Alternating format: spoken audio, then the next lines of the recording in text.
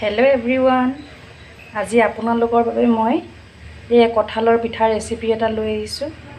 আপোনালোকৰ যদি ভাল লাগে লাইক শেয়াৰ কমেন্ট কৰিব আৰু লগতে মোৰ চেনেলটোত যদি কোনোবা নতুন হয় প্লিজ সাবস্ক্ৰাইব কৰিব।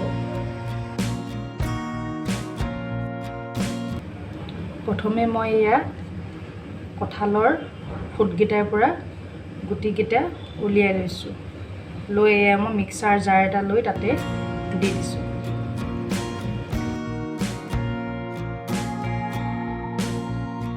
এতিয়া এইখিনি মই মিক্সাৰত গ্ৰাইণ্ড কৰি লওঁ। এতিয়া এইখিনি মই পিঠা বনাম। বাকি থকাখিনি মই মিক্সিত দি লওঁ। বাকি থকাখিনি মই এয়া মিক্সাৰত কঁঠালখিনি ভালদৰে মিহি হ'ল।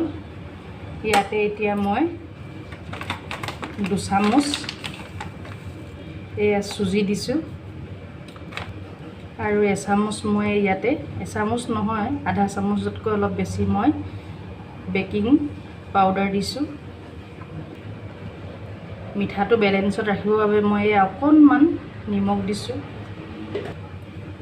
আৰু এয়া এবাটি মই পিঠাগুৰি লৈছোঁ। এইখিনি মই লাহে লাহে যিখিনি লাগে মই মিহলাই গৈ থাকিম। এতিয়া এইখিনি মই ভালদৰে মিহলাই লওঁ যাতে বেকিং পাউডাৰখিনি ভালদৰে মিলি যায়।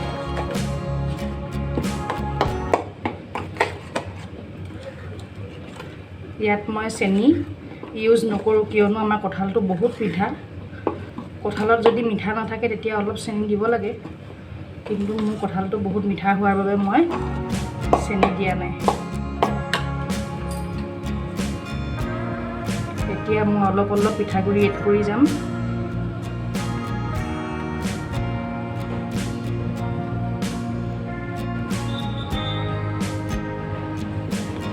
মোৰ এই মিশ্ৰণখিনি ঢিলা হৈ আছে। মই আৰু 2 চামুচমান এয়া পিঠাগুৰি এড কৰিম।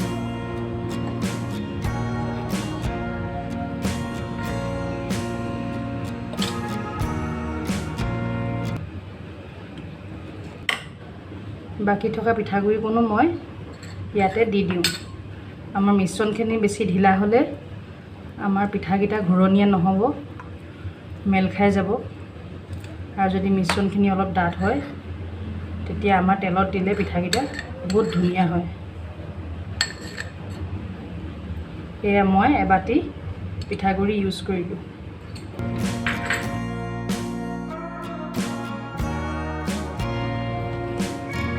এই মোৰ মিশ্ৰণখিনি তেলত দিবৰ বাবে ৰেডি হৈ গ'ল।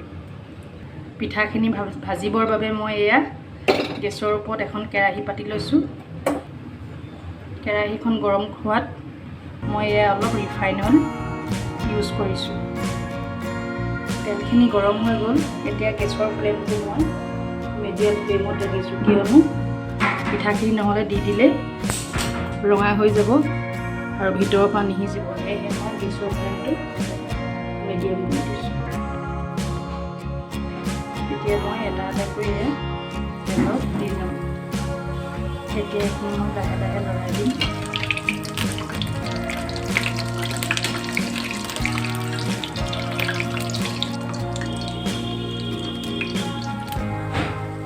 কম জুইত মই লাহে লাহে পিঠাখিনি ভাজি ভাজি হৈ গ'ল।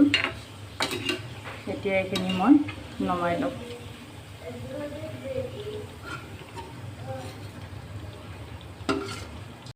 এয়া মোৰ পিঠাখিনি খাবৰ বাবে ৰেডি হৈ গ'ল।